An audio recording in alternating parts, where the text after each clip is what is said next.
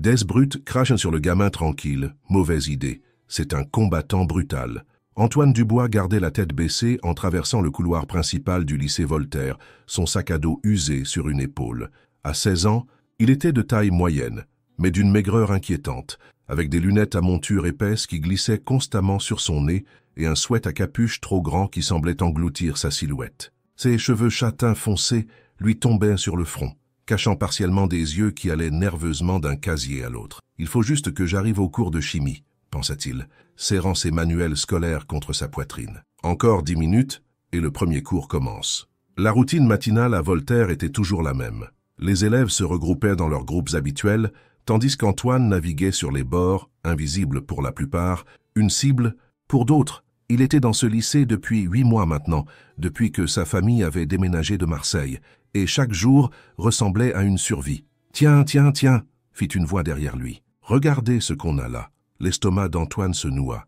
Il connaissait cette voix. Maxime Lemaire, le roi officieux de la hiérarchie sociale du lycée Voltaire. À 17 ans, Maxime mesurait 1,80 m avec la carrure de quelqu'un qui passait beaucoup de temps à la salle de musculation. Ses cheveux blonds étaient parfaitement coiffés, et sa veste de sport annonçait son statut de star de l'équipe de rugby du lycée. « Hé, Brindille !»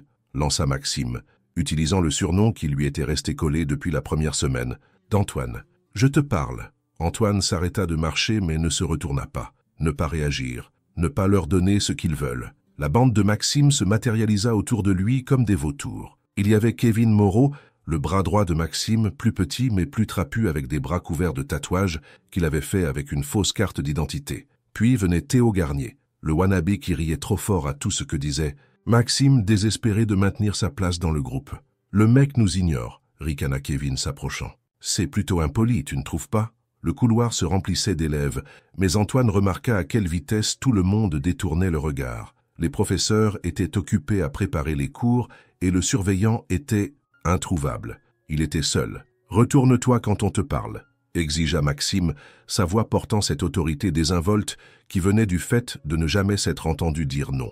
Antoine se retourna lentement, ses yeux sombres croisant les yeux bleus de Maxime juste un instant avant de détourner le regard. « Reste calme. Ne leur montre pas la colère. »« Voilà, » sourit Maxime, mais ce n'était pas amical. « Alors, j'ai entendu quelque chose d'intéressant hier. J'ai entendu dire que tu étais une sorte de maniaque des arts martiaux. C'est vrai, Brindille ?» Le sang d'Antoine se glaça. Quelqu'un l'avait vu au dojo de Maître Chen. Depuis 3 ans, il s'entraînait au Viet Vo Dao et aux arts martiaux mixtes, passant chaque heure libre à apprendre des techniques que son grand-père avait commencé à lui enseigner avant de mourir. Mais ici à Voltaire, c'était son secret, son bouclier. « Je ne sais pas de quoi tu parles », dit Antoine doucement. Maxime rit, et Kevin et Théo se joignirent à lui comme un cœur malsain. « Ah oui, regarde-toi, mec, tu ne dois même pas être capable de faire une pompe. »« Si seulement tu savais, » pensa Antoine, se souvenant des 2 heures qu'il avait passées au dojo hier, à répéter des takedowns et des soumissions jusqu'à ce que son veau fuc soit trempé de sueur. Mais il y avait une raison pour laquelle il gardait le silence sur son entraînement. La violence était censée être le dernier recours. Maître Chen lui avait inculqué cela avec chaque technique. « Laissez-moi tranquille », dit Antoine, commençant à s'éloigner. « On n'a pas fini ici », lança Maxime, mais la première sonnerie retentit et la foule commença à se diriger vers les salles de classe. Antoine s'échappa dans le cours de chimie, prenant sa place habituelle dans le coin du fond. Mais pendant toute la durée du cours, il pouvait sentir les yeux de Maxime sur lui de l'autre côté de la pièce. Ce n'était pas fini. Le schéma s'intensifia au cours des semaines suivantes. Maxime et sa bande semblaient avoir fait du harcèlement d'Antoine leur travail à temps partiel. À la cantine, ils le bousculaient, faisant tomber son plateau de déjeuner par terre, tandis que toute la pièce éclatait de rire. Au gymnase, il lançait accidentellement des ballons de basket sur sa tête pendant les périodes libres. Dans les couloirs, il le poussait contre les casiers assez forts pour laisser des bleus. « Pourquoi tu ne te défends pas ?» demanda Lucas Garnier, l'un des rares élèves qui avait montré de la gentillesse à Antoine. Ils étaient assis à la bibliothèque pendant le déjeuner, le seul endroit que la bande de Maxime semblait éviter. Antoine leva les yeux de ses devoirs de physique. « Se battre ne résout rien. Mec, il te rend la vie infernale, » insista Lucas. « Tout le monde sait ce qu'ils te font. Les professeurs font semblant de ne pas le voir, mais nous, on le voit tous. » « Tu n'as aucune idée de ce que je pourrais leur faire, » pensa Antoine. Mais au lieu de cela, il haussa simplement les épaules. « Ça va passer. » Mais ça ne passa pas. Au contraire, Maxime semblait dynamisé par le refus d'Antoine de riposter. Les incidents devinrent plus fréquents, plus publics, plus humiliants. C'était un mardi d'octobre que les choses atteignirent un nouveau point bas. Antoine se rendait à son casier après le cours de français quand il entendit le rire familier de Maxime résonner dans le couloir. Il essaya de se faufiler dans les toilettes les plus proches, mais Kevin était déjà là, bloquant son chemin. « Tu vas quelque part, Brindille ?» sourit Kevin faisant craquer ses doigts. Maxime apparut de l'autre direction, coupant la voie d'évasion d'Antoine. « On a besoin de discuter un peu. » Le couloir était presque vide maintenant. Juste quelques traînards, se dirigeant vers leur prochain cours. Antoine se retrouva dos au mur, son cœur battant la chamade, mais sa respiration contrôlée. « Reste calme. Ne les laisse pas te provoquer. »« Tu sais ce que je pense ?» dit Maxime, s'approchant jusqu'à ce qu'Antoine puisse sentir son eau de « Cologne bon marché. Je pense que tu es exactement ce à quoi tu ressembles, un petit faible qui pense pouvoir simplement nous ignorer. »« Je ne cherche pas les ennuis, » dit Antoine doucement. « Eh bien, les ennuis t'ont trouvé, » intervint Théo, désireux de contribuer à l'intimidation. Maxime tendit la main et fit tomber les lunettes d'Antoine de son visage. Elles tombèrent sur le sol, un verre se brisant contre le carrelage. Oups, main en beurre. Antoine s'agenouilla pour ramasser ses lunettes, et c'est alors que le pied de Maxime s'abattit violemment sur sa main. La douleur lui remonta dans le bras, mais il ne cria pas. Il avait appris à réprimer ce réflexe il y a des années. « Tu sais ce que j'ai entendu ?» dit Maxime en fonçant légèrement son talon. « J'ai entendu dire que ta famille était fauchée. C'est pour ça que tu t'habilles comme si tu faisais tes courses à Emmaüs? Ne réagis pas. Ne leur donne pas ce qu'ils veulent. J'ai entendu dire que ton père était une sorte d'agent d'entretien ou quelque chose comme ça, ajouta Kevin. Vraiment classe. Le père d'Antoine avait en fait 2 emplois. Entretien dans un immeuble, de bureau et quart de travail le week-end dans un entrepôt, pour maintenir sa famille à flot après le déménagement. Ce n'était pas glamour, mais c'était un travail honnête. Pourtant, le commentaire fit mal. Maxime finit par lever le pied, et Antoine récupéra ses lunettes cassées, les glissant malgré le verre fissuré qui rendait tout flou. « C'est amusant, tout ça, » dit Maxime, « mais je commence à m'ennuyer. Peut-être qu'on devrait essayer quelque chose de nouveau. » Ce quelque chose de nouveau arriva 3 jours plus tard. Antoine était assis seul à sa table habituelle à la cantine, mangeant méthodiquement un sandwich au beurre de cacahuètes qu'il avait préparé à la maison. Le déjeuner que sa mère lui préparait était simple mais nourrissant, et il avait appris à faire abstraction du bruit et du chaos autour de lui. Il lisait un chapitre pour le cours d'histoire quand une ombre tomba sur sa table. Il leva les yeux et vit Maxime debout là avec une brique de lait au chocolat à la main. Kevin et Théo le flanquant comme des gardes du corps. « Hé, Brindille !» dit Maxime d'un ton badin.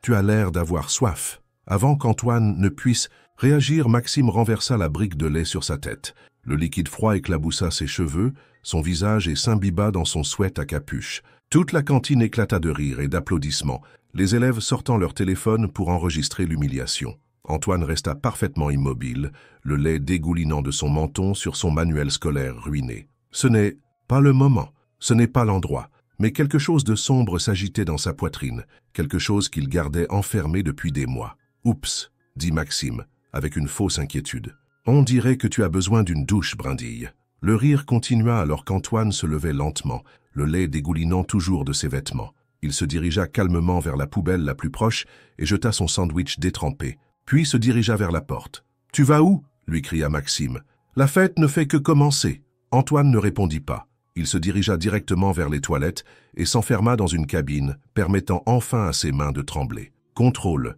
Tu as le contrôle.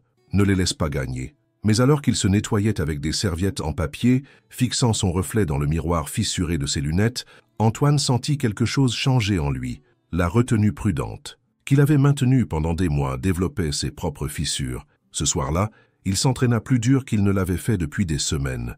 Maître Chen le regarda démolir le sac de frappe avec des combinaisons qui auraient fait tomber n'importe quel membre de la bande de Maxime, mais ne dit rien. Le vieil homme enseignait les arts martiaux depuis 40 ans, et il reconnaissait les signes d'un élève atteignant son point de rupture. « La colère est un outil », dit Maître Chen doucement après qu'Antoine eut terminé son entraînement. « Mais elle doit être contrôlée, sinon elle te contrôle. Et si quelqu'un le mérite ?» demanda Antoine, déballant ses mains. Maître Chen l'étudia attentivement. « Il y a une différence entre se défendre et chercher à se venger. Assure-toi de savoir laquelle tu choisis. » Les jours suivants se passèrent dans un calme tendu. Maxime et sa bande semblaient satisfaits de leur victoire à la cantine, se contentant de petites humiliations, coup d'épaule dans le couloir, commentaire cruel au passage, à l'objet occasionnel lancé quand les professeurs ne regardèrent pas. Antoine endura tout cela avec le même stoïcisme tranquille, mais à l'intérieur, il changeait. Ses mouvements devinrent plus précis, plus contrôlés. Sa posture se redressa, légèrement.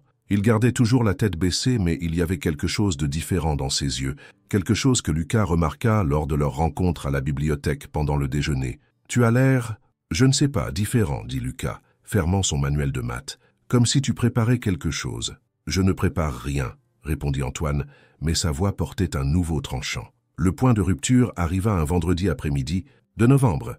Antoine se rendait à son casier après son dernier cours, impatient d'être au week-end et d'avoir 2 jours loin du lycée Voltaire. Les couloirs étaient presque vides. La plupart des élèves étaient déjà rentrés chez eux ou à leurs activités après l'école. C'est alors qu'il l'entendit. « S'il te plaît, laisse-moi tranquille », dit la voix d'une fille, tremblante de peur. Antoine reconnut la voix. Léa Martin, une élève de seconde qui était encore plus petite et plus tranquille que lui. Elle était intelligente, restait à l'écart et n'avait jamais dérangé personne. Elle était aussi la nouvelle cible de Maxime.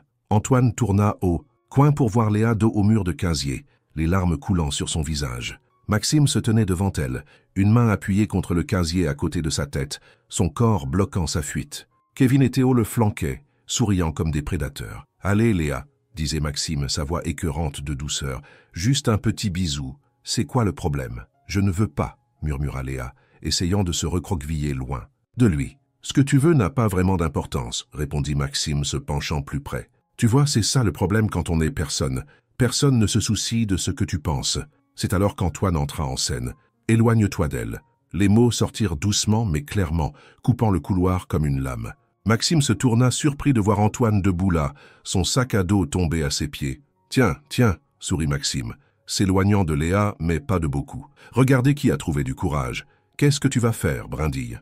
Antoine regarda Léa qui était toujours appuyée contre les casiers, tremblant. Elle lui rappela sa petite sœur à Marseille, et quelque chose de froid et de furieux s'installa dans sa poitrine. « J'ai dit éloigne-toi d'elle », répéta Antoine, sa voix toujours douce, mais portant un nouveau poids. Maxime rit, et Kevin fit craquer ses doigts. « Tu as choisi le mauvais jour pour te trouver une paire, monstre. »« Léa, dit Antoine sans quitter Maxime des yeux, rentre chez toi. » Léa n'eut pas besoin qu'on le lui dise 2 fois. Elle se faufila devant le groupe et courut dans le couloir, ses pas résonnant sur les murs. Maintenant, il n'y avait plus qu'Antoine et les 3 garçons qui avaient fait de sa vie un enfer pendant des mois. « Juste toi et nous maintenant, » dit Maxime s'approchant. « Pas de professeur, pas d'autres élèves, juste nous qui avons une petite conversation sur le respect. »« Ouais » ajouta Kevin, faisant rouler ses épaules. « Il est temps que tu apprennes ta place. » Antoine resta parfaitement immobile, sa respiration calme et contrôlée. 3 ans d'entraînement lui avaient appris à lire ses adversaires, à voir leurs faiblesses, leurs tics.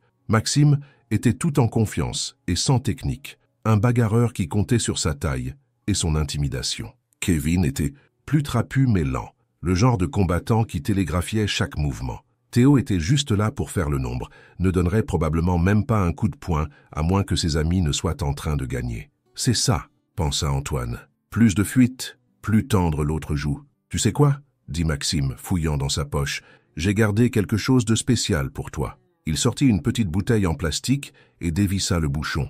Le nez d'Antoine identifia immédiatement l'odeur urine. Maxime avait apporté une bouteille de pisse à l'école juste pour lui. « Ouvre la bouche, Brindille », ordonna Maxime, tenant la bouteille en l'air. « L'heure de ton médicament. » Le couloir se tut, à l'exception du bourdonnement des néons. Antoine regarda Maxime, puis Kevin et Théo, puis de nouveau Maxime. Quelque chose arrivait à sa vision. Tout devenait plus net, plus concentré. Son rythme cardiaque ralentit, et ses muscles se détendirent. Maître Chen avait raison, pensa-t-il. Il y a une différence entre se défendre et chercher à se venger. Mais parfois, c'est la même chose. « Non », dit Antoine simplement. Le sourire de Maxime s'élargit. « Qu'est-ce que tu as dit ?» J'ai dit non. La voix d'Antoine était toujours douce, mais elle portait une finalité qui fit faire à Théo un pas inconscient en arrière. « Mauvaise réponse », grogna Maxime, se jetant en avant avec la bouteille. Ce qui se passa ensuite prit moins de 10 secondes, mais pour Antoine, cela ressembla à un ralenti. Maxime arriva haut et maladroit, essayant d'attraper Antoine à la gorge tout en amenant la bouteille vers son visage. Antoine se décala sur le côté, attrapa le poignet de Maxime et utilisa son propre élan contre lui. Un simple fauchage, l'une des premières techniques que Maître Chen lui avait enseignées, envoya Maxime s'écraser contre les casiers avec un bruit de tonnerre. Kevin se précipita ensuite, lançant un coup de poing sauvage qu'Antoine esquiva facilement. Un uppercut au plexus solaire de Kevin le plia en deux, et un coup de genou à son visage l'envoya s'étaler sur le sol, du sang coulant de son nez. Théo essaya de courir, mais Antoine l'attrapa par l'épaule, le fit pivoter et lui asséna.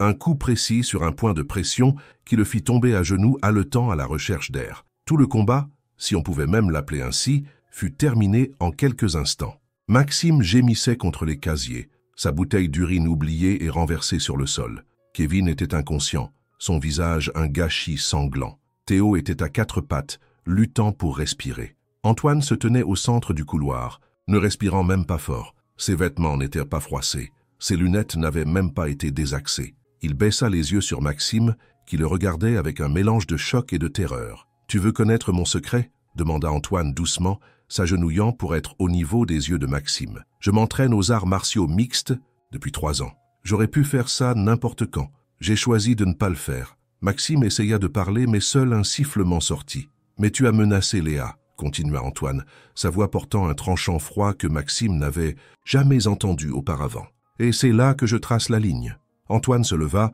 et regarda autour de lui la destruction qu'il avait causée avec une efficacité si désinvolte.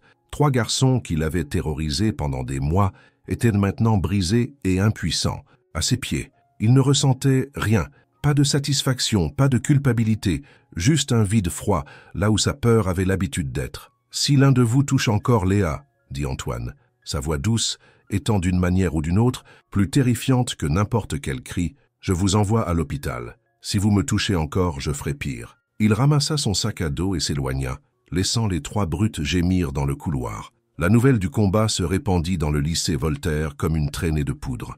Dès le lundi matin, tout le monde savait qu'Antoine Dubois, le tranquille, l'invisible Antoine, avait à lui seul détruit Maxime Lemaire et sa bande. L'histoire grandissait en étant racontée, devenant plus dramatique à chaque récit, mais les faits essentiels restèrent les mêmes. Maxime, Kevin et Théo passèrent le week-end aux urgences. Maxime avait une commotion cérébrale et 3 côtes fêlées. Le nez de Kevin était cassé à 2 endroits et il avait perdu 2 dents. Théo avait des côtes contusionnées et ne pouvait pas parler plus fort qu'un murmure pendant une semaine. Quand Antoine entra à l'école lundi, les couloirs se turent.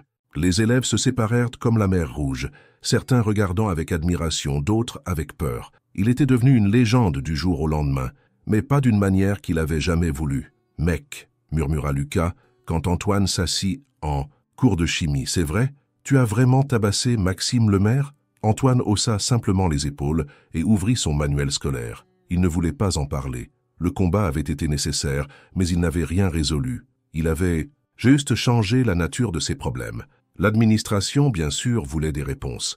Le proviseur Leclerc convoqua Antoine dans son bureau dès le lundi matin, son visage grave d'inquiétude et de responsabilité juridique. « Monsieur Dubois, » dit le proviseur Leclerc, étudiant le rapport d'incident, « nous avons 3 élèves à l'hôpital et plusieurs témoins qui disent que vous étiez responsable. Que s'est-il passé exactement vendredi ?» Antoine s'était préparé à cela. Il menaçait une élève de seconde. Je suis intervenu. Ils m'ont attaqué. Je me suis défendu. 3 contre 1. Et vous vous en êtes sorti sans une égratignure. Antoine soutint le regard du proviseur avec fermeté. J'ai suivi un entraînement. Le proviseur Leclerc se pencha en arrière sur sa chaise. La vérité était que Maxime Lemaire était un problème depuis des années, mais les dons de son père au programme sportif l'avaient rendu intouchable. Maintenant, cette protection avait disparu, et Leclerc se sentait presque soulagé. La version officielle, dit Leclerc prudemment, est qu'il s'agissait d'une altercation mutuelle qui a dégénéré. Toutes les parties impliquées purgeront. 3 jours de suspension. Cependant, étant donné que vous défendiez une autre élève et que vous étiez considérablement en infériorité numérique, votre suspension se fera uniquement à l'intérieur de l'établissement. Antoine hocha la tête. Il s'attendait à pire. Quand il retourna en classe mardi, la dynamique au lycée Voltaire avait complètement changé. Maxime et sa bande étaient introuvables. Ils étaient tous encore en convalescence. Mais leur absence avait créé un vide qu'Antoine se retrouva à remplir à contre-cœur. Des élèves qui ne lui avaient jamais parlé auparavant l'approchaient maintenant dans les couloirs. Certains voulaient être amis avec le gars qui avait abattu la plus grande brute de l'école. D'autres voulèrent le défier, tester sa réputation. La plupart voulaient juste savoir comment il avait fait. tu es comme une célébrité maintenant, dit Léa Martin, l'approchant à son casier après l'école mercredi.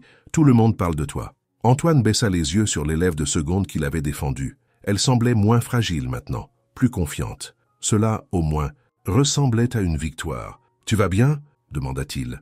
Léa hocha la tête. « Maxime ne m'a même pas regardé depuis...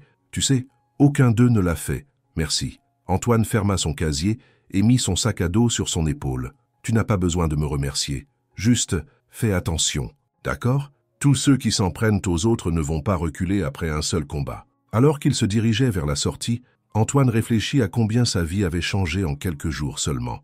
La peur avait disparu, cette anxiété constante qu'il avait suivie dans les couloirs pendant des mois. Mais elle avait été remplacée par autre chose, quelque chose dont il n'était pas sûr d'aimer. Les gens avaient peur de lui maintenant. Pas tout le monde, mais assez.